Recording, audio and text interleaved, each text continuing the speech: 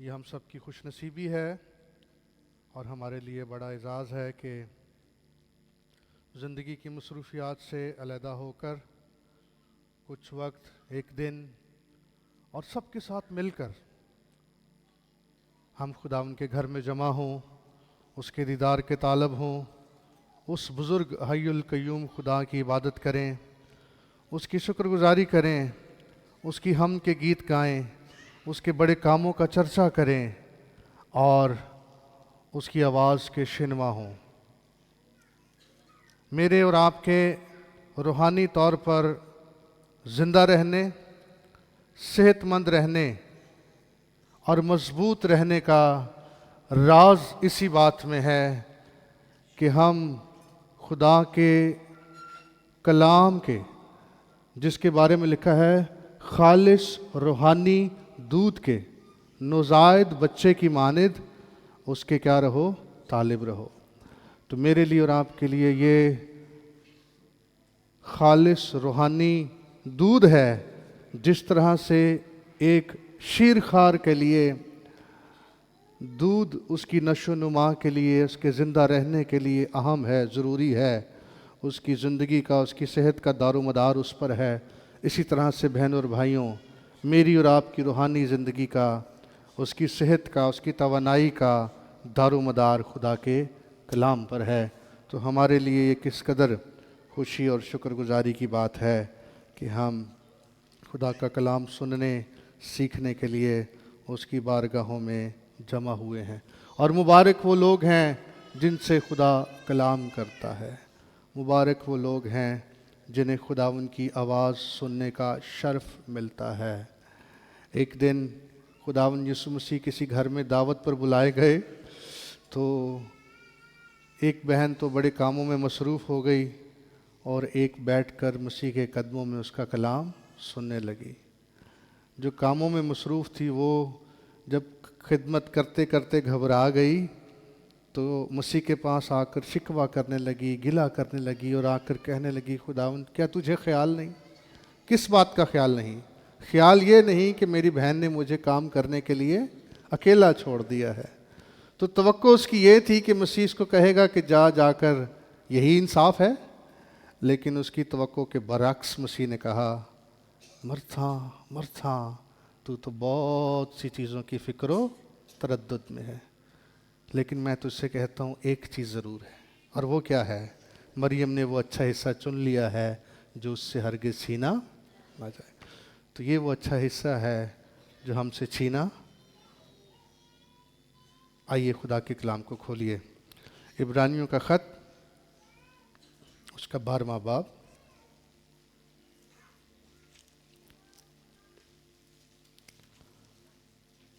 چودہویں آیت سے لے کر 70ویں آیت تک میں آپ کے لیے پڑھ رہا ہوں۔ عبرانیوں کا خط، Epistle of Hebrews, chapter 12, verse from 14 till 17۔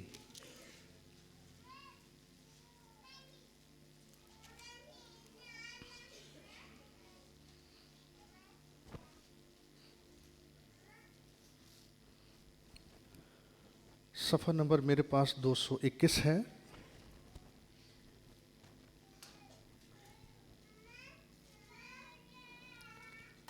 عبرانیوں اس کا 12واں باب اور اس کی 14ویں آیت سے لکھا ہے سب کے ساتھ میل ملاپ رکھنے اور اس پاکیزگی کے طالب رہو جس کے بغیر کوئی خداوند کو نہ دیکھے گا۔ غور سے دیکھتے رہو کہ کوئی شخص خدا کے فضل سے محروم نہ رہ جائے، ایسا نہ ہو کہ کوئی کڑوی جڑ پھوٹ کر تمہیں دکھ دے اور اس کے سبب سے اکثر لوگ ناپاک ہو جائیں، اور نہ کوئی حرام کار یا عیسو کی طرح بے دین ہو جس نے ایک وقت کے کھانے کے عوض اپنے پہلوٹے ہونے کا حق بیچ ڈالا، क्योंकि तुम जानते हो कि इसके बाद जब उसने बरकत का वारिस होना चाहा तो मंजूर ना हुआ, चुनाचे उसको नीयत की तब्दीली का मौका ना मिला, गो उसने आंसू बहा बहा कर उसकी बड़ी तलाश की। खुदावन के कलाम के पढ़े और सुने जाने पर उसकी बरकत हो। इस दफ़ा नए साल का हमने पैगाम सुना और वो मेल मिलाप का पैगाम था। उसी से जुड़ी हुई बात खुदावन ने मेरे दिल पर रखी है। थोड़ा सा हम इससे आगे बढ़ते हैं। हम सबको ज़िंदगी में कभी न कभी दुख का, मुश्किलों का, मुसीबतों का सामना होता है और कभी हम मुख्तलिफ ऐसे मनफी तजर्बात से होकर गुज़रते हैं। और कभी कभी ये छोटे छोटे दुख हमारे अंदर जगह कर लेते हैं, घर बना लेते हैं और ये किसी बीज की मानिद पनपने लगते हैं, जड़ पकड़ लेते हैं और फिर उसके बाद ये कड़वाहट की सूरत में किसी न किसी तरीके से ज़ाहिर होने लगते हैं। अगर इनका सद्देबाब ना किया जाए तो ये वक्त के साथ साथ मोहल्लिक होते जाते हैं, संगीन होते जाते हैं और ये हमारी ज़िंदगी में, हमारे दिल में घर कर लेते हैं, जगह बना लेते हैं।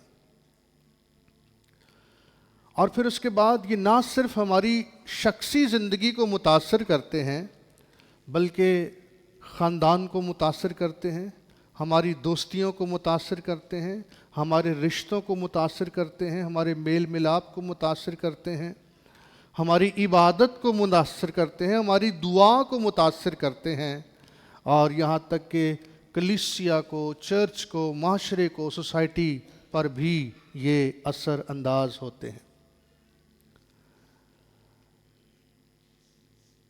ये जो जड़ है ये दर हकीकत नज़र नहीं आती, छिपी हुई होती है, ज़मीन के अंदर होती है। लेकिन जब जड़ कड़वी हो तो ये ख़तरनाक हो जाती है। ये ज़ुबान से फ़ौरन ज़ाहिर नहीं होती, ये पहले दिल में छिपी रहती है और आहिस्ता आहिस्ता हमारे दिल, दिमाग और फिर रूह को ये जहर आलूद करती रहती है। कड़वाहट जो है वो हमेशा शोर नहीं मचाती है, वो दिल में खामोशी से कुछ वक्त तक पनपती रहती है। इसका आगाज़ आंसुओं से हो सकता है और अगर इसको हील ना किया जाए, इसका सद्देबाब ना किया जाए, इसको शिफा ना बख्शी जाए तो ये कड़वाहट फिर जहर की शक्ल इख्तियार कर जाती है। और आज सुबह जो हमने कलाम पढ़ा है इसमें हमें इस बात की ख़बरदारी बख्शी गई है और ख़बरदारी हमें ये बख्शी गई है कि गौर से देखते रहो, कोई शख्स खुदा के फजल से महरूम न रह जाए। ऐसा ना हो कि कोई कड़वी जड़ फूट कर तुम्हें दुख दे और उसके सबब से लोग अक्सर नापाक हो जाएं।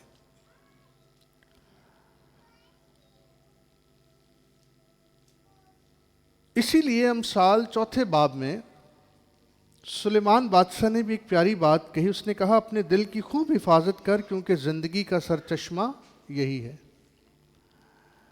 दिल हमारा बज़ाहिर किसी को नज़र नहीं आता है, लेकिन दिल के अंदर जो कुछ है वो हमारे ज़हर में, हमारे रवैये में, हमारे सलूक में, हमारी गुफ्तगू में, हमारे मेल मिलाप में वो ज़ाहिर हो जाता है। इंसानी रवैये और दिल की हसासियत, हमारी फितरत में अक्सर ये होता है कि हम छोटे मोटे मामलात को, दुखों को हम दिल में दबा लेते हैं, छिपा लेते हैं और कभी कभी हम दूसरों की नाइंसाफ़ी को या तकलीफ़ को भूल नहीं पाते हैं और वक्त के साथ साथ یہ چھپی ہوئی تلخی کڑواہٹ میں بدل جاتی ہے۔ یہ کڑواہٹ ہمیں ہمارے کبھی کبھی غصے میں ظاہر ہوتی ہے، پھر اس کے بعد کبھی کبھی یہ کسی نفرتی رویے میں ظاہر ہوتی ہے، اور کبھی کبھی یہ دوسروں کے لیے اور خود کے لیے بھی بڑا خطرہ ثابت ہوتی ہے۔ اس لیے اس کو بائبل مقدس میں کڑوی جڑ سے تشبیہ دی گئی ہے۔ یہ ایک استعاراتی زبان جو ہے وہ استعمال کی گئی ہے، کیونکہ بائبل مقدس میں ہم انسانوں کو درخت کے ساتھ تشبیہ دی گئی ہے۔ تو کسی بھی درخت کے ہرے بھرے رہنے کا اور فروٹفل ہونے کا اور جاذب نظر ہونے کا راز اسی میں ہے کہ اس کے اندر کہیں سے کوئی کڑوی جڑ نہ پھوٹے۔ درخت کا تنا، اس کے پتے، اس کا فروٹ وہ ہمیں بظاہر دکھائی دیتا ہے، لیکن جڑ ہمیں دکھائی نہیں دیتی۔ اور حقیقت یہ ہے جس سے ہم انکار نہیں کر سکتے کہ جڑ ہی ہے جو درخت کو کیا کیے ہوتے ہیں، سنبھالے ہوتی ہے۔ اس لیے ان جڑوں کا ٹھیک ہونا یہ ہماری صحت کے لیے روحانی طور پر بھی اور جسمانی طور پر بھی، فزیکلی بھی ہمارے صحت مند ہونے کا بڑا راز اس بات کے اندر چھپا ہوا ہے۔ آج ہم دل کی چھپی ہوئی کڑواہٹ کو پہچانیں گے، اس کے اثرات کو سمجھیں گے، اور خدا کی مدد سے اگر کہیں ہم محسوس کریں گے، پاک روح ہماری رہنمائی کرے گا، کہیں کوئی کڑوی جڑ، کوئی کڑوا بیج ہمارے اندر پنپ رہا ہے کسی کے لیے، تو ہم خدا سے مدد مانگ کر اس کا فضل لے کر ہم اس کا سد باب کریں گے۔ کڑواہٹ چھپی ہوئی ضرور ہوتی ہے، لیکن یہ مہلک ہوتی ہے۔ یہ ہمارے دل کو، شخصیت کو، خاندان کو اور یہاں تک کہ کلیسیا کو بھی زہر آلود کر سکتی ہے۔ لہٰذا خدا کے کلام کی روشنی میں ہم ان چیزوں کو سمجھنے اور پھر ان کا درست سد باب کرنے کا راستہ جو ہے وہ تلاش کریں گے۔ آج صبح کوئی 5 قسم کی کڑوی جڑوں کا میں آپ کے ساتھ جو ہے وہ ذکر کروں گا۔ There are 5 kinds of roots of bitterness۔ میرے مضمون کا عنوان ہے کڑوی جڑ یا کڑوی جڑیں، The roots of bitterness۔ 5 ایسی جڑیں ہیں، 5 ایسے ایریاز ہیں، 5 ایسے حالات، ایسے سرکمسٹانسز ہو سکتے ہیں جن کے نتیجے میں یہ جڑیں جو ہیں یہ پنپتی ہیں، یہ پیدا ہوتی ہیں، یہ گرو کرتی ہیں اور یہ تشکیل پاتی ہیں۔ پہلی جڑ جس کا میں ذکر کرنا چاہتا ہوں، جب کبھی کسی شخص کو، اور خاص کر اس ملک میں ہمیں رہتے ہوئے اکثر اس کا سامنا ہوتا ہے، ناانصافی کا، تو اس کے بدلے میں جو جڑ پنپتی ہے وہ انتقام کی جڑ ہے، the root of revenge۔ دوسری جڑ جب کبھی ہمیں رد کیے جانے کا سامنا ہوتا ہے، ریجیکشن کا، تو اس کے نتیجے میں the root of revenge، the root of rejection۔ اور پھر اس کے بعد تیسری جڑ جو کسی بھی دھوکے کی صورت میں ہمارے اندر پنپتی ہے وہ ہے قہر یا غصہ، the root of anger۔ اور چوتھی جڑ جب ہمیں کسی کے پاس کوئی برکت ہو اور ہمارے پاس نہ ہو، تو ایک اور جڑ بھی ہے جو ہمارے اندر پیدا ہوتی ہے اور وہ ہے حسد۔ اور 5ویں جڑ جس کا میں ذکر کروں گا وہ بھی کچھ اس سے ملتی جلتی ہے، the root of greed، لالچ کی جڑ۔ یہ بھی ہمارے اندر پیدا ہوتی ہے جس کے نتیجے میں بہت سا نقصان، بائبل مقدس کی مثالوں کی روشنی میں جب ہم اسے دیکھیں گے تو ہم ان کو بہتر طور سے سمجھیں گے۔ تو یہاں سے ہم آگے بڑھتے ہیں۔ جب ہم نے اس ٹیکسٹ کو پڑھا ہے تو یہاں پر ایک شخص کا ہمیں ذکر ملا ہے، اور ایسا لگتا ہے کہ جیسے پرپزلی مصنف نے اس کو بنیاد بنا کر یہ سچائی ہمیں سمجھانے کی کوشش کی ہے۔ اور وہ شخص کون ہے؟ کیونکہ اس کی زندگی میں کچھ اس طرح کے حالات اور واقعات پیدا ہوئے جس کے نتیجے میں اس کے اندر اس طرح کی جڑیں جو ہیں وہ پیدا ہوئی ہیں، وہ گرو کری ہیں۔ اور وہ شخص کون ہے؟ وہ شخص ایسو ہے۔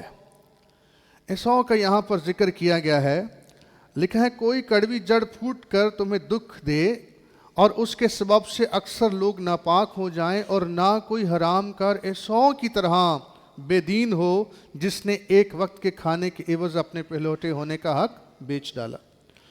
ایسو کی کہانی سے ہم سب ہی تھوڑا یا بہت واقف ہیں، ہم اس کی ساری تفصیل میں نہیں جائیں گے، لیکن اتنا ہم ضرور دہرائیں گے کہ ایسو کی اور یعقوب کی جو کہانی ہے اس میں جو کڑوی جڑ پھوٹنے کا سبب ہوا ہے وہ یہی ہے۔ پہلے تو یعقوب نے اپنے بھائی کے پہلوٹے ہونے کا حق، جو کہ ایک طرح سے خود غرضی دکھا کر اس سے کیا کر لیا؟ ہتھیا لیا، چھین لیا، حاصل کر لیا۔ دوسری طرف ایسو بھی، وہ بھی دیکھیے اس کے اندر کوئی صبر نہیں ہے، کوئی تسلی نہیں ہے، اور صرف ایک وقت کے کھانے کے عوض اتنی بڑی برکت کو اس نے کیا جانا؟ ناچیز جانا، اور اس نے وہ اپنے بھائی کو پیش کر دی۔ اور پھر اس کے بعد اس کا جو بڑا کہہ لیں جو ریزن بنا وہ تب ہوا کہ جب اس کے باپ اسحاق نے ایسو کو بلایا اور کہا کہ میں مرنے سے پہلے تجھے کیا دے کر جانا چاہتا ہوں؟ دعا دے کر جانا چاہتا ہوں، برکت کی دعا دے کر جانا چاہتا ہوں، لہٰذا تو جا، کیونکہ وہ شکاری مرد تھا، اور میرے لیے شکار مار کر لا اور میری من پسند کھانا تیار کر تاکہ میں کھاؤں، اور اس کے بعد پھر تجھے دل سے کیا دوں؟ دعا دوں۔ اور یہ ساری گفتگو اس کی ماں ربکا نے سن لی، اور چونکہ ربکا کو یعقوب پیارا تھا لہٰذا اس نے یہ ترکیب نکالی، اس نے یہ تدبیر کی کہ کسی طرح سے یہ برکت کس کو مل جائے؟ یعقوب کو مل جائے۔ اور آپ جانتے ہیں کہ کس طرح سے اس نے یعقوب کو اس بات کے لیے تیار کیا، اور بالآخر یعقوب بھی اس بات کے لیے آمادہ ہو گیا، اور اس نے دھوکے سے پھر اپنے بھائی کی برکت لے لی۔ تو ایسو نے کیا سمجھا کہ میرے ساتھ کیا ہوئی ہے؟ ناانصافی ہوئی ہے۔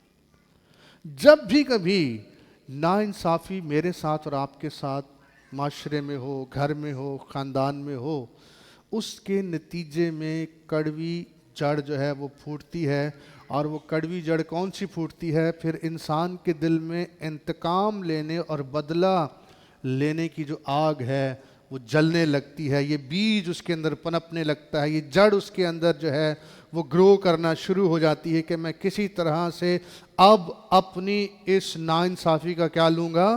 بدلہ لوں گا۔ اور یہی کچھ ایسو کے ساتھ بھی ہوا۔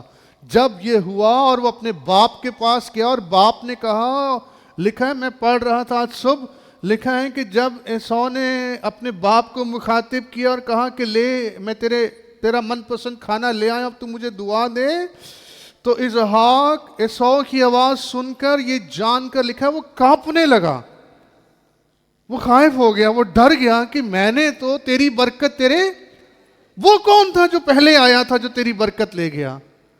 اور جب ایسو کو بھی یہ پتا چلا تو وہ بھی آپے سے باہر ہو گیا، وہ کہنے لگا نہیں آئے میرے باپ، تو مجھے بھی برکت دے، کیا تیرے پاس ایک ہی برکت تھی، مجھے بھی تو برکت دے۔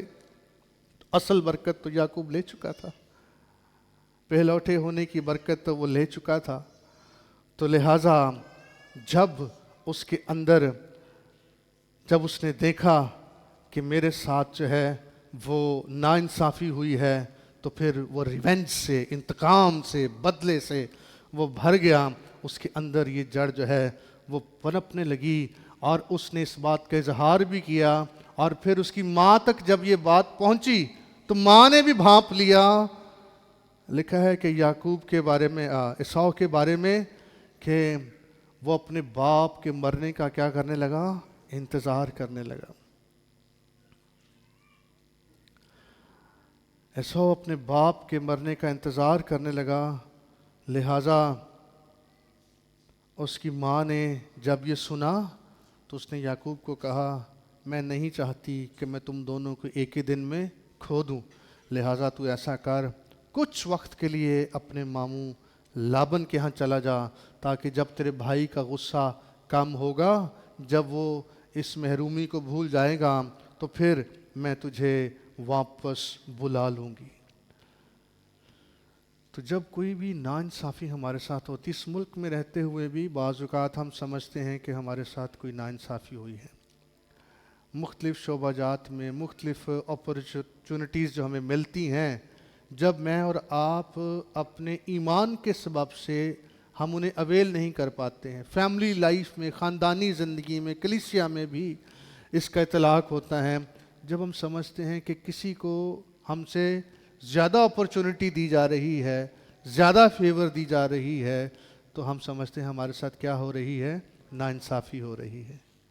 और जब नाइंसाफ़ी का जज्बा हमारे अंदर पैदा होता है, तो फिर उसके बाद ये इंतकाम की जड़ जो है वो हमारे अंदर पनपने लगती है, और जिसके नतीजे में खूनी भाई अपने ही भाई के खून का क्या हो गया, प्यासा हो गया। इस सबब से उसने कहा, बस जैसे ही मेरे बाप के मातम के दिन ख़त्म होंगे, मैं अपने भाई को क्या कर दूंगा, कत्ल कर दूंगा, मैं इसे मार डालूंगा। एक और मिसाल मैं आपको देना चाहता हूँ पुराने अहद ही से, और कुछ मिलती जुलती भी सिचुएशन है यहाँ पर भी, और वो मिसाल काइन की है।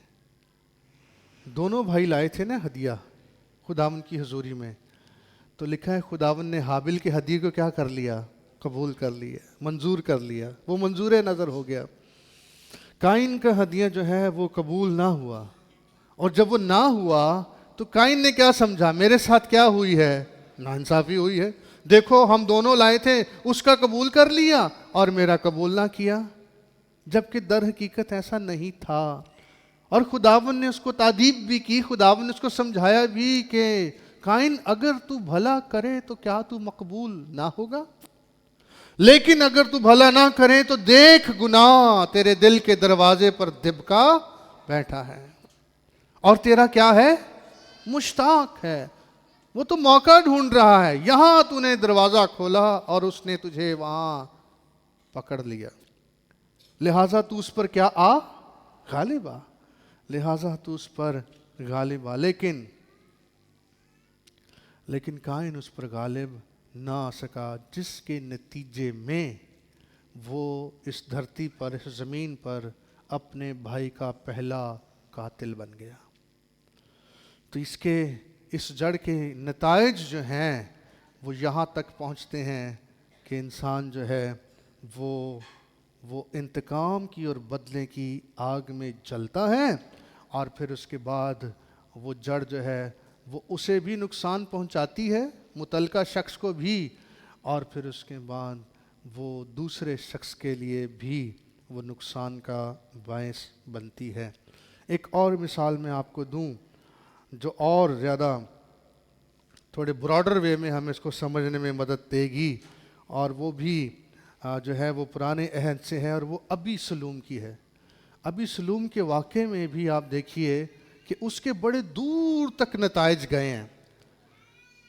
जब अबी सलूम की बहन के साथ उसके अपने ही भाई अमनून ने ज़्यादती की, तो उसका बदला तो उसने ले लिया, लेकिन उसने ये समझा कि क्योंकि बादशाह जो था वो दोनों के साथ इंसाफ कर रहा था, तो उसने ये समझा कि बादशाह ने इसके लिए कोई स्टेप नहीं उठाया, मेरे साथ क्या हुई है, ज़्यादती हुई है, और मेरे साथ, मेरी बहन के साथ नाइंसाफ़ी हुई है।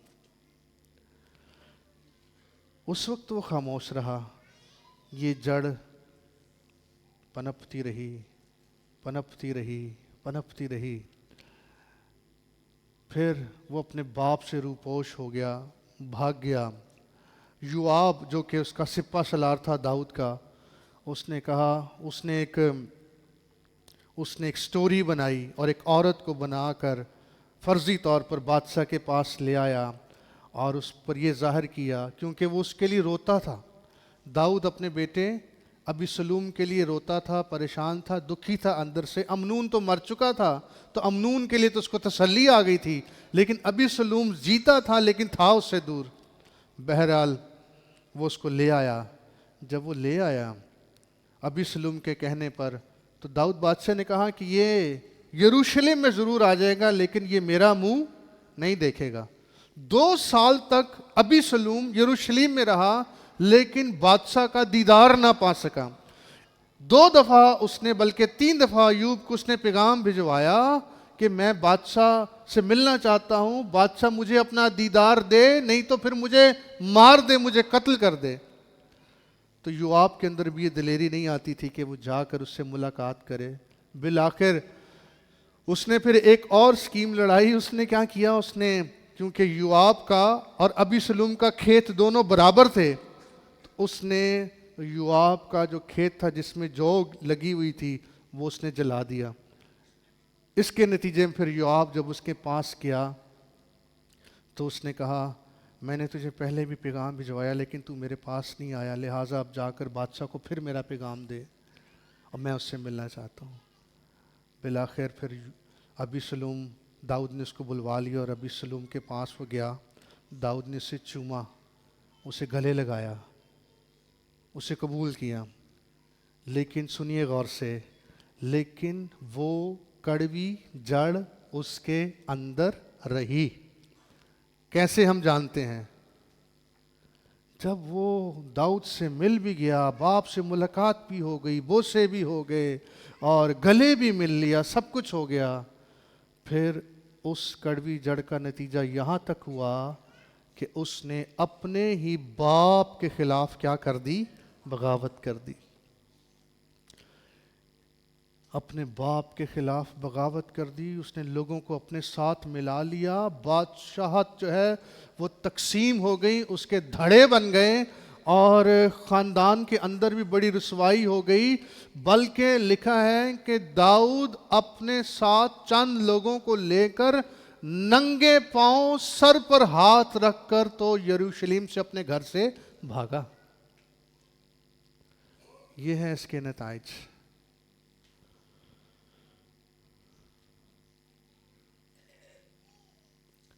دوسری جڑ، تو یہ کہہ کر میں کہنا چاہتا ہوں جب کبھی ہمارے ساتھ ناانصافی ہو تو آپ دیکھیں گے کہ آٹومیٹکلی یہ تیر جب ہمیں لگے گا تو آٹومیٹکلی ہمارے اندر کچھ اس طرح کے احساسات، کچھ جذبات جو ہیں وہ پیدا ہونا شروع ہو جائیں گے، یا ابلیس ہمارے دل میں ایسے خیالات پیدا کرے گا، اور اگر اس وقت میں نے اور آپ نے ان پر غلبہ نہ پایا تو پھر اس کے نتائج اسی طرح دور تک نکلیں گے۔ آگے بڑھتے ہیں۔ دوسری بات، دوسری جو کڑوی جڑ ہے، جب کبھی ہمیں ریجیکشن کا سامنا ہوتا ہے، رد کیے جانے کے نتیجے میں، تو ایک اور جڑ ہے جو ہمارے اندر پنپتی ہے، اور وہ ہے محرومی اور خود ترسی کی جڑ۔ جب کبھی ہمیں ریجیکشن کا سامنا ہوتا ہے، رد کیے جانے کا سامنا ہوتا ہے، تو کبھی کبھی انسان محرومی کا شکار ہو جاتا ہے، وہ خود پر ترس کھانے لگتا ہے، وہ سمجھتا ہے میرا تو کوئی وجود ہی نہیں ہے، میری تو اس دنیا میں کوئی اہمیت ہی نہیں ہے۔ وہ اپنے اوپر ترس کھانا شروع ہو جاتا ہے، وہ اپنے وجود کو ناچیز سمجھنا شروع ہو جاتا ہے، اور وہ خود ترسی کا شکار ہو جاتا ہے، وہ اپنے آپ کو کم تر سمجھنے لگتا ہے، وہ اپنے آپ کو محروم سمجھنے لگتا ہے، اور وہ دوسروں سے اپنا جب مقابلہ کرتا ہے تو وہ سمجھتا ہے میں تو دوسروں کے مقابلے میں کچھ بھی نہیں ہوں۔ اس کی مثال میں آپ کو لیا کی زندگی سے دے سکتا ہوں۔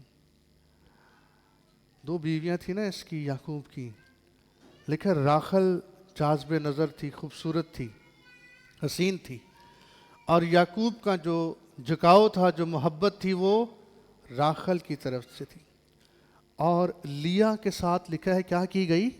نفرت کی گئی۔ लिया की कोई इम्पोर्टेंस नहीं थी फैमिली में, मैरिज लाइफ में।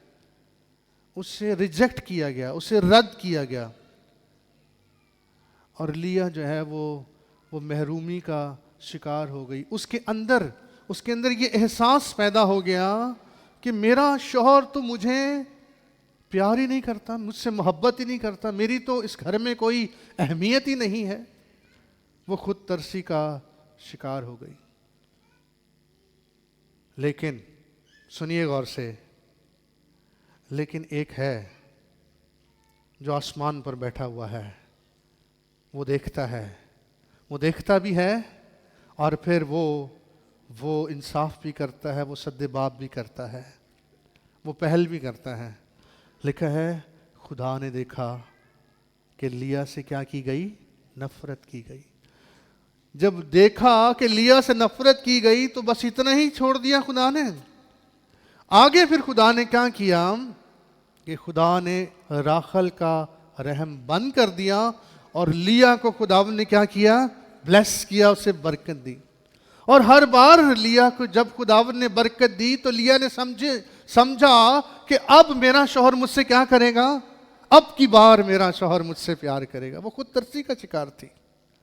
खुदावन ने उसको ब्लेस करना शुरू कर दिया, उसे बरकत देना शुरू कर दी। तो बहनों और भाइयों, इस सोसाइटी में, इस माशरे में, इस ज़िंदगी में रहते हुए कहीं कहीं हमें रिजेक्शन का भी सामना करना पड़ेगा। और जब भी कभी रिजेक्शन का, रद्द किए जाने का सामना हो तो कभी मत ये समझें कि हम बेवजूद हैं, हमारा कोई मकाम नहीं है। हम उस कादर मुतलक खुदा की नज़र में कीमती हैं, मुकर्रम हैं, और वो हमसे प्यार करता है, और वो मेरी और आपकी महरूमियों का चारा करता है। वो देखता है आसमान पर। फिर उसके बाद तीसरी जो जड़ है जिसका मैं जिक्र करना चाहता हूँ, और वो जड़ है गुस्से की। जब ये धोखा हुआ एसाव के साथ, तो उसके अंदर ना सिर्फ इंतकाम का जज्बा था, बल्कि वो गुस्से से भी भरा हुआ था।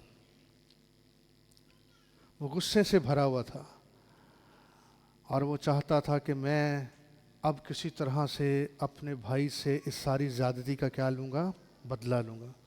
गुस्सा भी एक ऐसी कड़वी जड़ है जिसके नताज जो है वो दूर तक निकलते हैं। मैंने आपको काइन का हवाला दिया। काइन के बारे में लिखा है, खुदा ने कहा, काइन तेरा चेहरा क्यों बिगड़ा हुआ है। क्या मतलब इसका? यानी तू क्यों गुस्से में है इतना, क्यों तू इतने तैश में है, किस बात का तुझे गुस्सा है, क्यों तू इतना बुरा मनाता है। जब भी कभी हमारे साथ कोई नाइंसाफ़ी होती है, कोई धोखा होता है, तो फिर ऑटोमेटिकली एक रिएक्शन उसका आता है, और वो किस सूरत में आता है, गुस्से की सूरत में आता है। और ये गुस्सा उस वक्त ज़्यादा हमारे लिए जहर आलूद हो जाता है जब ये कहर की शक्ल इख्तियार कर जाता है। और गुस्सा या कहर कभी भी हमारे लिए फ़ायदा मंद नहीं होता है। इसके हमेशा मनफी नताइज जो हैं वो बर्पा होते हैं। याकूब अपने बाप के मरने का इंतज़ार करने लगा।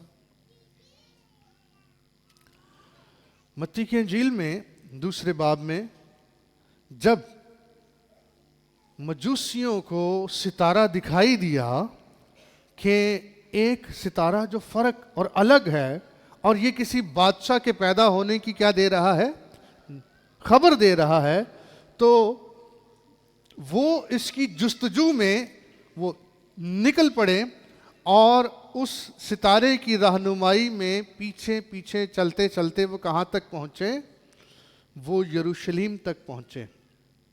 और वहाँ आकर उन्होंने हेरोदीस से मुलाकात की। हेरोदीस से मुलाकात की और उसको बताया कि यहूदियों का क्या पैदा हुआ है, बादशाह पैदा हुआ है। हेरोदीस ने जब ये सुना तो वो बड़ा चौकन्ना हो गया और परेशान भी हुआ, और फिर वो डर भी गया, खाइफ भी हो गया कि गोया मेरी जगह अब कोई नया बादशाह पैदा हो गया है। لہٰذا اس نے جلدی جلدی جو ہے وہاں کے فقیوں کو، فریسیوں کو، نجومیوں کو جو ہے وہ جمع کر لیا اور بلایا اور انہوں نے کہا معلوم کرو، پتہ کرو کہ یہ بادشاہ کی پیدائش کہاں ہونے والی ہے۔ انہوں نے ڈھونڈ کر بتا دیا، انہوں نے کہا بھائی اس کی پیدائش تو بیت لحم میں ہونے والی ہے۔ تو ہیرودیس نے کہا مجوسیوں کو، اچھا ایسا ہے کہ تم جاؤ اور جا کر اس کو ڈھونڈو، اور جب تمہیں وہ مل جائے تو اس کو سجدہ کرنا، اور پھر آ کر مجھے بھی بتانا، میں بھی جا کر اس کو کیا کروں گا؟ سجدہ کروں گا۔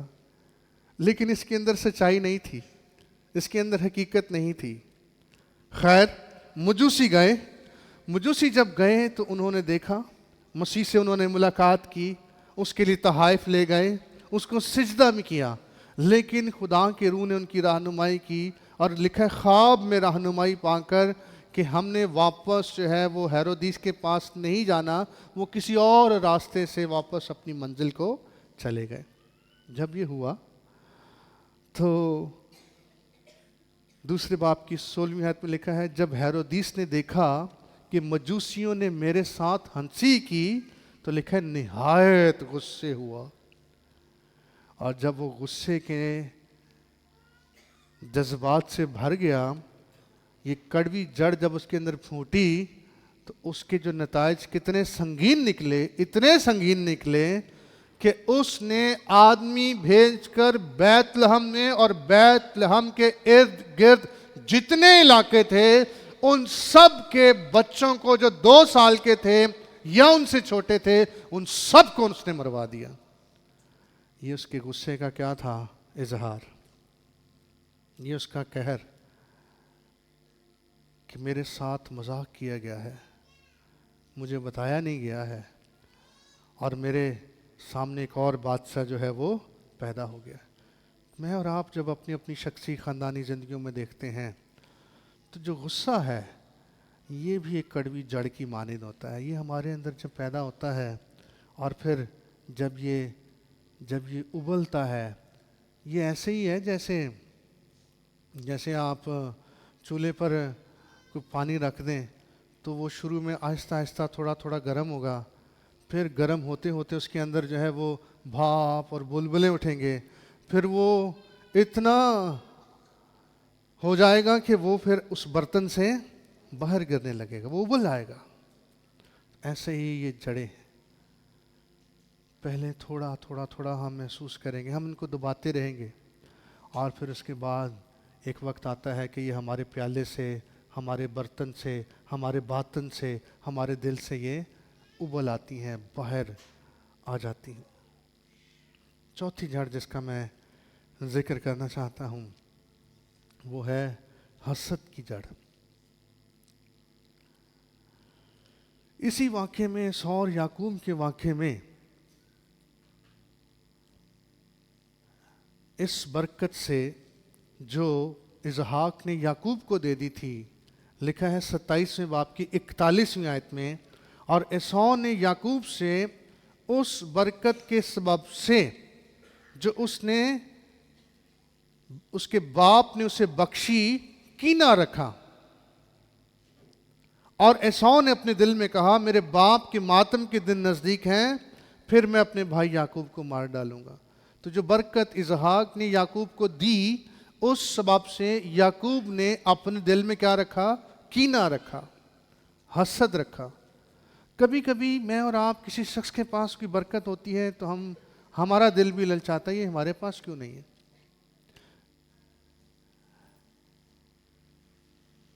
تو یہ جو حسد ہے یہ کسی کی دوسری کی برکت کو دیکھ کر ہمارے اندر جو ہے وہ پیدا ہو سکتا ہے، یہ جڑ پیدا ہو سکتی ہے۔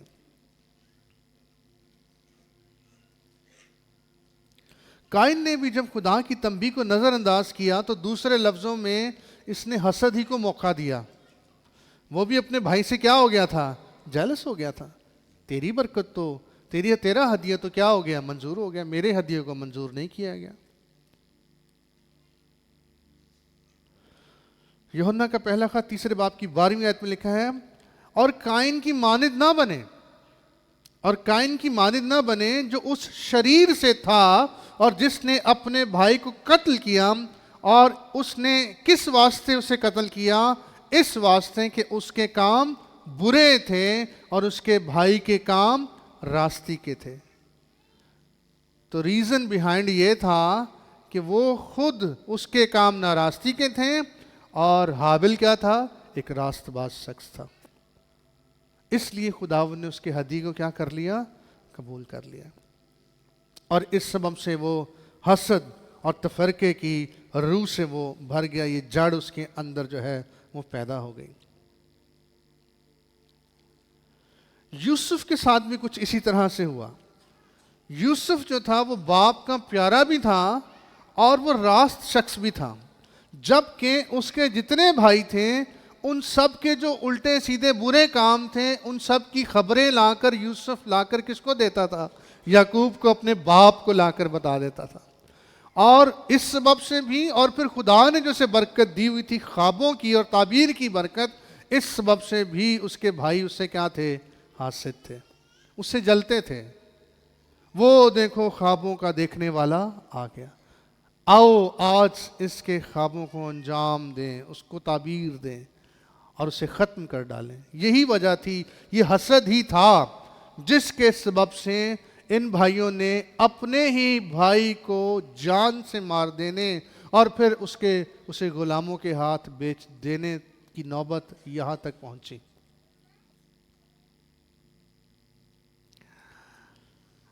جب اسحاق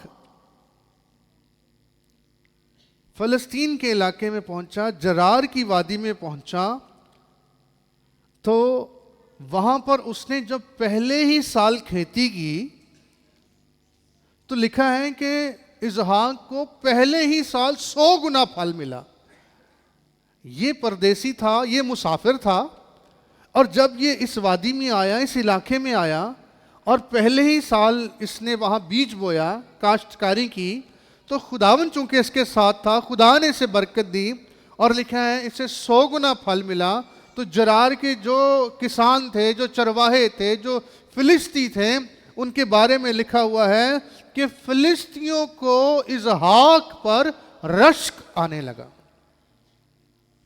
ہم اتنے عرصے سے یہاں پر ہیں، ہم اتنے عرصے سے یہاں ہل جوت رہے ہیں، یہ ہماری زمین، ہمارا بیج، ہماری جگہ، اور یہ پردیسی اور مسافر کل آیا اور آج اس کو 100 گنا پھل۔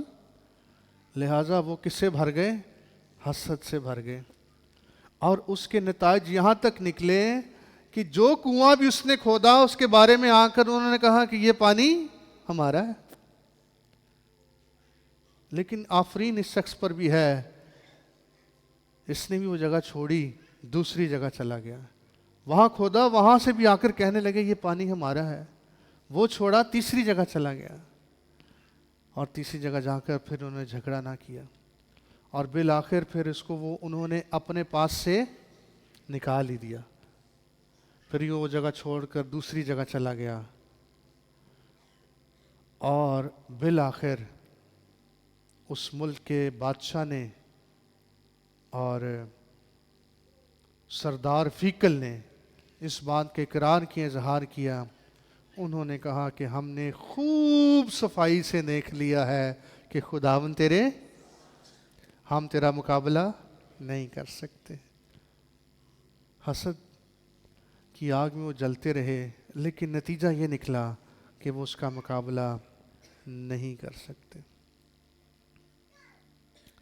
پانچویں اور آخری جڑ جس کا میں ذکر کرنا چاہتا ہوں وہ ہے لالچ کی جڑ۔ آئیے اس کے لیے حوالہ دیکھتے ہیں ہم اعمال کی کتاب۔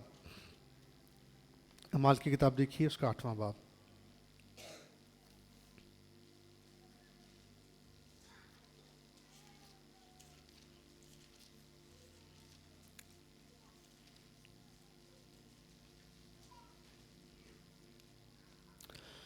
آٹھویں باب کی 9ویں آیت سے میں آپ کے لیے پڑھ رہا ہوں۔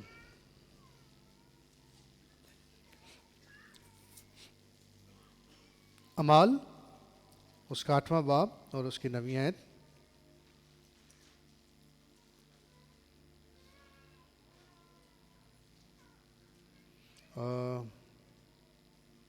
چوتھی آیت سے پڑھتے ہیں ہم۔ चौथी आयत में लिखा है, बस जो परागंदा हुए थे वो कलाम की खुशखबरी देते फिरे और फिलिप्पस शहर सामरिया में जाकर लोगों में मसीह की मनादी करने लगा। और जो मौजज़े फिलिप्पस दिखाता था, लोगों ने उन्हें सुनकर और देखकर बिला इत्तेफाक उसकी बातों पर जी लगाया, क्योंकि बहुतेरे लोगों में से नापाक रूहें बड़ी आवाज़ से चिल्ला चिल्ला कर निकल गईं और बहुत से मफलूज और लंगड़े अच्छे किए गए और उस शहर में बड़ी खुशी हुई। इससे पहले शमाउन नाम एक शख्स उस शहर में जादूगरी करता था और सामरिया के लोगों को हैरान रखता और ये कहता था कि मैं भी कोई बड़ा शख्स हूँ, और छोटे से बड़े तक सबको उसकी तरफ मुतवज्जो होते और कहते थे कि ये शख्स खुदा की वो कुदरत है जिसे बड़ी कहते हैं। वो इसलिए उसकी तरफ मुतवज्जे होते थे कि उसने बड़ी मुद्दत से अपने जादू के सबब से उनको हैरान कर रखा था। लेकिन जब उन्होंने फिलिप्पस का यकीन किया जो खुदा की बादशाही और यीशु मसीह के नाम की खुशखबरी देता था, तो सब लोग खा मर्द खा औरत बपतिस्मा लेने लगे। और शमाउन ने खुद भी यकीन किया और बपतिस्मा लेकर फिलिप्पस के साथ रहा किया और निशान और बड़े बड़े मौजज़े होते देखकर हैरान हुआ। 14वीं आयत, जब रसूलों ने जो यरूशलेम में थे सुना कि सामरियों ने खुदा का कलाम कबूल कर लिया, तो पतरस और यूहन्ना को उनके पास भेजा। क्यों भेजा? आगे हम पढ़ते हैं। इन्होंने जाकर उनके लिए दुआ की कि रूहुल कुद्स पाएं। उन्होंने तौबा कर ली थी, बपतिस्मा ले लिया था, लेकिन अभी तक उन्हें पाकरू का तजर्बा नहीं हुआ था, पाकरू का बपतिस्मा नहीं हुआ था। तो लिहाजा रसूलों ने पतरस को और यूहन्ना को भेजा, जाओ सामरिया में जाओ और जिन लोगों ने तौबा कर ली है तुम जाकर उनके लिए दुआ करो या उन पर हाथ रखो ताकि वो क्या पाएं? रूहुल कुद्स पाएं, क्योंकि वो उस वक्त तक उनमें से किसी पर नाजिल ना हुआ था। उन्होंने सिर्फ खुदावन यीशु के नाम पर बपतिस्मा लिया था। फिर इन्होंने उन पर हाथ रखे और उन्होंने रूहुल कुद्स पाया। जब शमाउन ने देखा कि रसूलों के हाथ रखने से रूहुल कुद्स दिया जाता है, तो उनके पास रुपए लाकर कहा। कैसे पता चला शमाउन को कि इनको रूहुल कुद्स मिल गया? शमाउन ने देखा। कैसे पता चल गया कि लोगों पर रूहुल कुद्स आ गया है? Very good. लाजमी बात है, यहां जिक्र नहीं है। जब रसूलों ने हाथ रखे होंगे तो वो जब पाकरू से मामूर हुए होंगे, उन्होंने गैर जुबानें बोली, जिससे जो कि इस बात का क्या था? निशान था, सबूत था, इजहार था कि ये सब पाकरू से क्या हो गए हैं? मामूर हो गए हैं।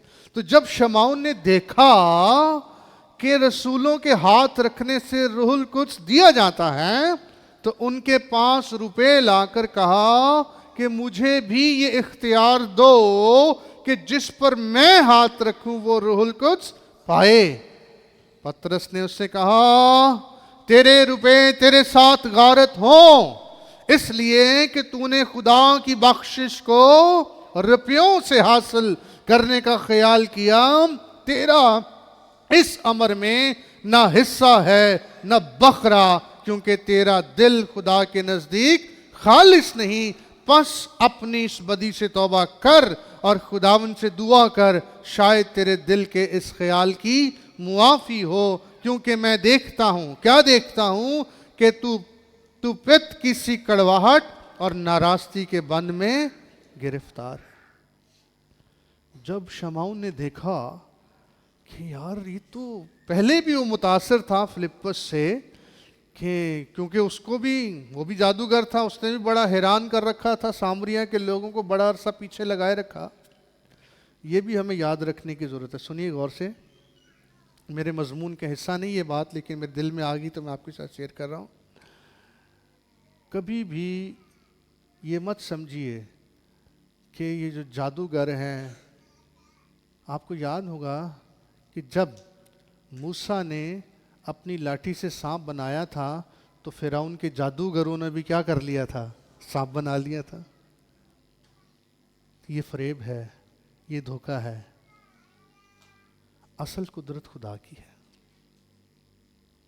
اور شمعون جادوگر بالآخر کیا ہو گیا؟ قائل ہو گیا۔ پہلے تو وہ فلپس سے متاثر ہوا اور پھر توبہ بھی کی، لیکن شاید توبہ اس کی جینون نہیں تھی، اس کا دل خالص نہیں تھا۔ اس کے دل میں کیا تھا؟ لالچ۔ وہ شو آف ہونا چاہتا تھا کیونکہ اس کے اندر یہ بات تھی۔ تو لکھا ہے جب اس نے دیکھا، کیا دیکھا؟ اس نے دیکھا کہ رسولوں نے ہاتھ رکھے ہیں، جس پر یہ ہاتھ رکھتے ہیں وہ پاک روح سے معمور ہو جاتا ہے، وہ غیر زبانیں بولنے لگتا ہے، خدا کی قدرت نازل ہوتی ہے، لوگ روح القدس سے بھر جاتے ہیں۔ لہٰذا وہ روپے لایا اور لا کر کہنے لگا یہ بخشش کیا کرو، مجھے بھی دے دو، یہ اختیار مجھے بھی دے دو، میں بھی جس پر ہاتھ رکھوں وہ پاک روح سے کیا ہو جائے؟ معمور ہو جائے۔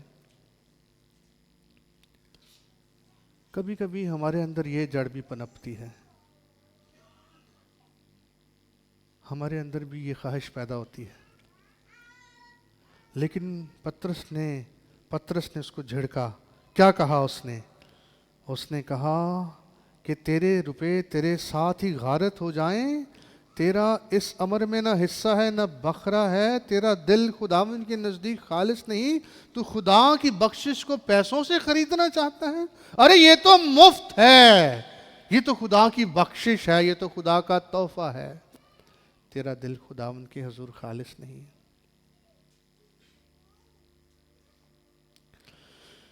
اس لیے کہ تو ناراستی کے بند میں گرفتار ہے، تو پت کسی کڑواہٹ میں مبتلا ہے، اس سے توبہ کر، شاید تیری بخشش ہو جائے۔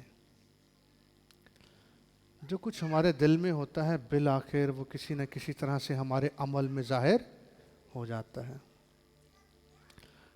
کڑواہٹ کا بڑھنا جو ہے وہ کسی آگ کی مانند ہے، شعلے کی مانند ہے۔ کڑواہٹ کا بڑھنا جو ہے وہ کسی ابلتے ہوئے پانی کی مانند ہے۔ پہلے تھوڑا سا کوئی دکھ، کوئی رنجش، کوئی خلش، پھر وہ شکایت کی صورت اختیار کرتی ہے، پھر وہ غصے کی صورت اختیار کرتی ہے، پھر وہ انتقام کی شکل اختیار کر جاتی ہے، اور پھر یہ خاموش کڑواہٹ جو ہے اس کے بڑے خطرناک اور دور رس نتائج جو ہے وہ نکلتے ہیں۔ اور یہ پھر بہتوں کو، ہم نے پڑھا نا وہاں پر بھی، بہتوں کو کیا کر دیتی ہے؟ ناپاک کر دیتی ہے، بہتوں کو متاثر کرتی ہے۔ خروج کی کتاب میں آپ نے یہ بات نوٹ کی ہوگی کہ خدا نے کتنی برکت دی تھی بنی اسرائیل کو، کہاں کہاں کیا کیا خدا نے ان کو مہیا کیا، لیکن خدا کی سب نعمتوں کو وہ بھول گئے۔ بڑبڑاہٹ، شکایت کو انہوں نے عادت بنا لیا تھا۔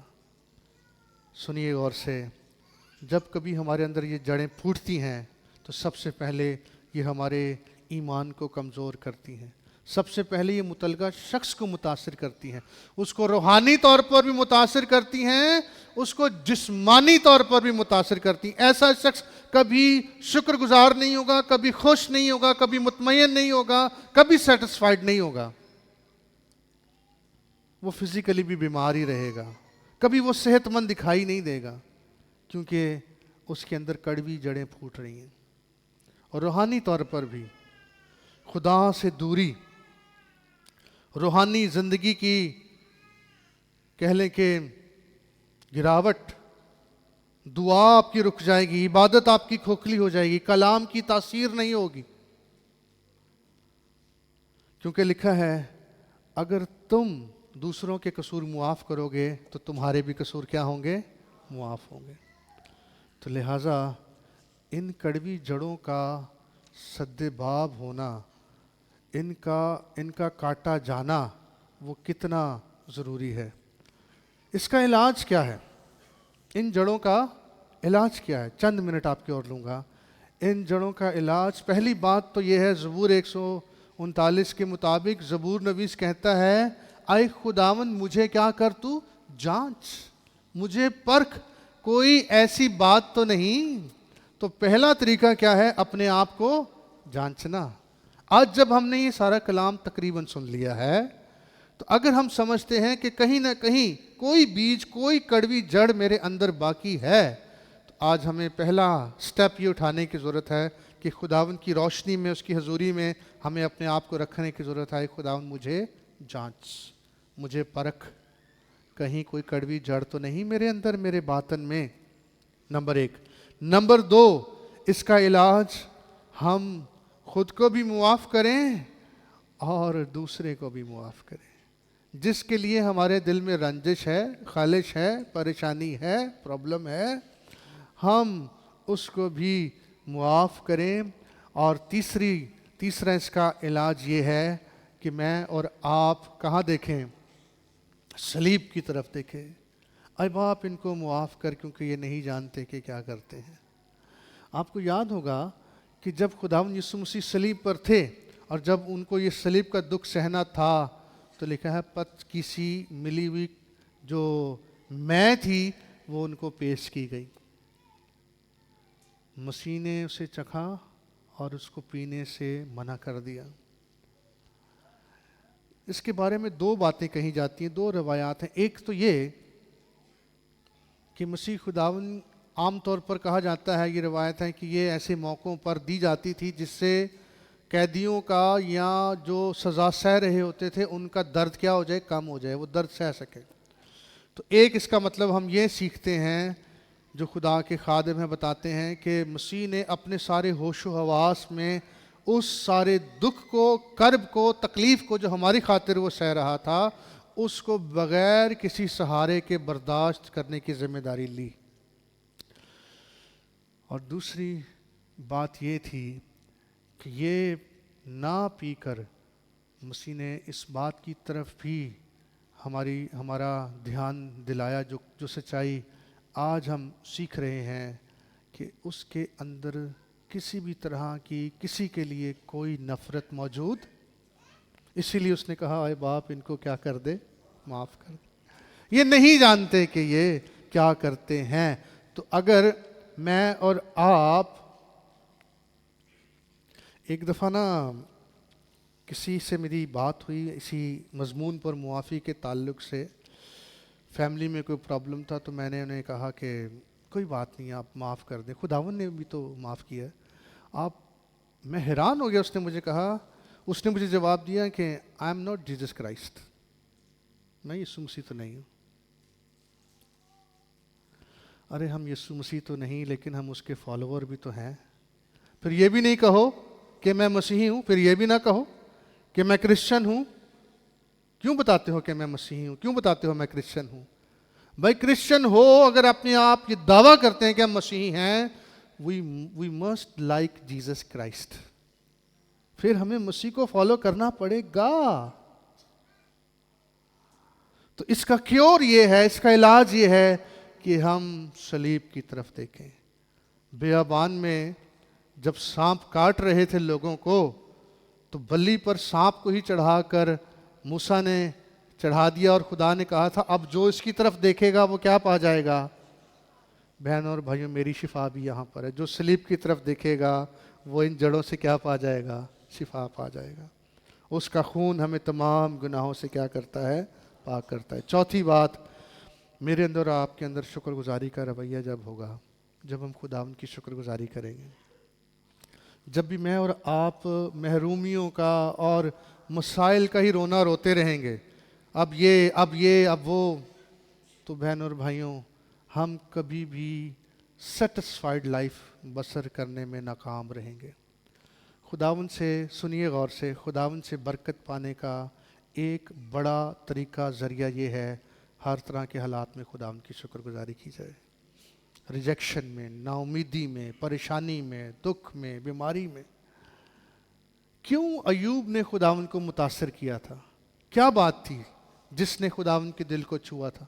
ہم صرف خداوند کے ہاتھ سے سکھ پائیں اور دکھ نہ پائیں۔ ایک ڈیبیٹ میں سن رہا تھا گزرے دنوں، ابھی بات لمبی ہو رہی ہے، 2 منٹ اور لوں گا۔ ڈیبیٹ میں سن رہا تھا، اس میں ایک مسلم اسکالر تھے جو بعد میں क्या कहना चाहिए, एथियस्ट हो गए हैं, और एक मुस्लिम स्कॉलर था वो उसको साबित कर रहा था कि खुदा है। मजमून ये था कि खुदा है या नहीं है। जो एथियस्ट है, आपको पता है एथियस्ट को क्या कहते हैं, दहरिये। जो दहरिये हैं वो कहते हैं खुदा नहीं है। वो जो स्कॉलर मुस्लिम था वो बाद में एथियस्ट हो गया था, इंडियन स्कॉलर है। तो वो ये कहना था खुदा नहीं है। अच्छा, उसका जो जवाब था वो बड़ा दिलचस्प था। आगे जो दूसरा मुस्लिम स्कॉलर था वो उसको जवाब दे रहा था। तो जो एथियस्ट था वो कहता है कि अच्छा, तुम बड़ा खुदा खुदा करते हो, मैं जिस खुदा के बारे में तुम कहते हो कि वो खुदा सब कुछ देखता है, सब कुछ करता है, तो मैं उस खुदा को ये पूछूंगा कि ये जो इतनी, जब वो मुझसे हिसाब लेगा, मेरी अदालत करने को मुझसे पूछेगा, तूने ये गुनाह किया, तूने ये किया, तूने ये किया, तब मैं उस खुदा को ये पूछूंगा कि तूने जो ज़मीन पर इतना खून बहने दिया, इतना सब कुछ होने दिया, इसका क्या जवाब है। तो बाज़ औक़ात इंसान ये समझते हैं कि खुदा के हुजूर से जो कुछ भी होता है उसके अंदर जो है वो नाइंसाफ़ी है, उसके अंदर हमारे लिए कोई ना कोई दुख है, और खुदा वो होने देता है। तो क्यों होने देता है? बहनों और भाइयों, इस बात को हम जहन में रखें कि जिस खुदा की हम इबादत करते हैं वो खुदा आदिल और मुनसिफ खुदा है। जो कुछ भी हम इस रूहे ज़मीन पर होता हुआ देख रहे हैं, एक दिन आएगा कि सब कुछ का क्या होगा, हिसाब होगा, सब कुछ की अदालत होगी, सबको अपनी जवाबदही करनी होगी, कोई भी उससे मुबर्रा नहीं होगा। तो लिहाजा मैं और आप हर तरह के हालात में खुदावंद की क्या करें, शुक्रगुजारी करें। जैसे थस्सलुनीकियों के ख़त में लिखा हुआ, जब हम ये करेंगे तो फिर इन तमाम जड़ों से, ख़ासकर ये जो बार बार कंप्लेन की हमारे अंदर स्पिरिट आती है, जड़ उभरती है, ना महरूमी की जो जड़ हमारे अंदर पैदा होती है, हम उसका कला कमा कर देंगे। सो भाइयों और बहनों, आज हम अपने दिलों को जांचें।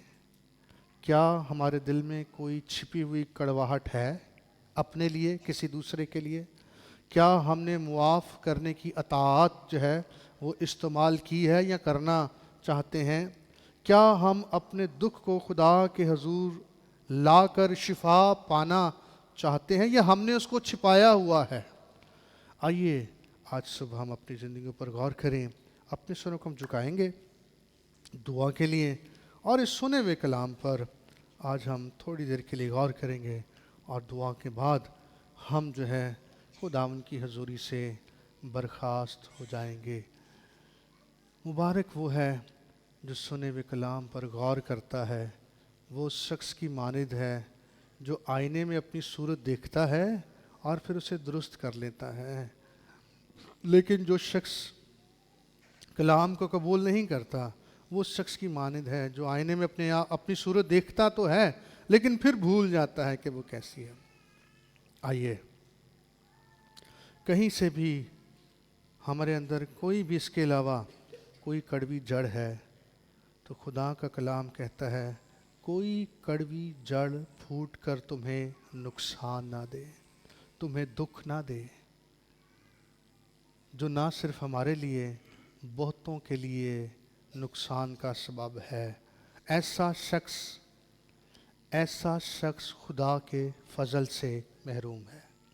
ऐसा शख्स खुदा के फजल से महरूम है। अगर हम चाहते हैं कि हम पर खुदा का फजल हो, खुदा हमें तौफीक दे, खुदा हमारी काश्त करे, खुदा हमारी काट और छांट करे, उन कड़वी जड़ों को काटे, तो मुझे और आपको उसके लिए अपने आप को पेश करना पड़ेगा। तब ही हमारी काट छांट होगी और इन कड़वी जड़ों का सद्देबाब होगा, और हम उस बड़े नुकसान से हम बच सकेंगे, और हम एक खुशगवार, हैप्पी और सेटिस्फाइड लाइफ जो है, बाइसे बरकत और बाबरकत ज़िंदगी हम बसर कर सकेंगे। अगर किसी को खुदावंद का फजल दरकार है, आप खड़े हो सकते हैं, हम दुआ मांगेंगे। हालेलुया। یا رب تو میری پناہ ہے، سو تو ہے میری جان، یا رب تو میری پناہ ہے، سو تو ہے میری جان، خداوند دے وچ رہندی ہے، او تیرا ہے مکان،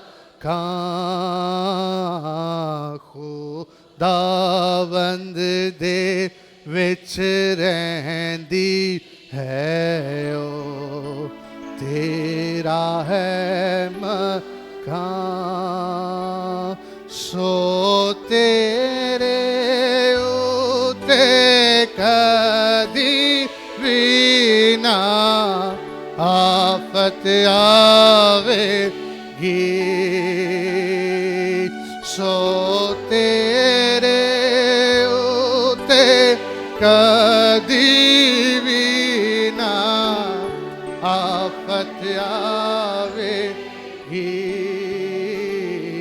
تپالی تیرے ڈیرے وچ نہ کدی جاوے گی، تپالی تیرے ڈیرے کدی جاوے گی۔ نہایت ہی مہربان زندہ آسمانی پیارے خدا باپ، ہم دل سے تیری شکر گزاری کرتے ہیں، ہم تیرے حضور کھڑے ہیں خداوند، ہم تیرا شکر ادا کرتے ہیں کہ تیری آنکھ ہمیں دیکھتی ہے، تو ہماری پناہ گاہ ہے، تو ہمارے چھپنے کی جگہ ہے، تو ہمارا محکم قلعہ ہے، تو ہمارا وہ خدا ہے جو ہر وقت مدد کے لیے تیار ہے، پر خداوند تو ہی ہے جو ہر طرح کی کمزوری میں ہمیں فضل دے کر اپنے حضور کھڑا کرتا ہے، ہمیں اس لائق بناتا ہے کہ ہم بہتوں کے لیے برکت کا باعث ہوں، ہم تیرے جلال کا سبب ٹھہرے، خدا باپ ہماری ساری کمزوریوں کا چارہ تیرے پاس ہے، ان کا علاج تیرے پاس ہے، تو نے فرمایا میرے پاس آؤ میں تمہیں آرام دوں گا، ہر طرح کا آرام تیرے پاس ہے، خدا باپ تیرے بچے تیری پاک حضوری میں کھڑے ہیں، جہاں جہاں گھاٹے ہیں، جہاں جہاں کمی ہے، جہاں جہاں کمزوری ہے، جہاں جہاں یہ کڑوی جڑیں ہماری زندگیوں اور خاندانوں کو نقصان دے رہی ہیں، خدا باپ اپنی حضوری سے، اپنے کلام کی قدرت سے خدا باپ ان کا چارہ کر، خداوند اپنے بچوں کو توفیق دے، فضل دے، فتح سے بڑھ کر غلبہ عنایت کر، خداوند ہم پناہ کے لیے تیرے پاس دوڑتے ہیں، ہم تیری شکر گزاری کرتے ہیں، تیرا کلام ہمیں نصیحت بھی کرتا ہے، ہماری تربیت بھی کرتا ہے، ہماری کانٹ چھانٹ بھی کرتا ہے، ہمیں یاد بھی دلاتا ہے، اور ہمیں تیرے حضور عاجز اور فروتن بھی بناتا ہے۔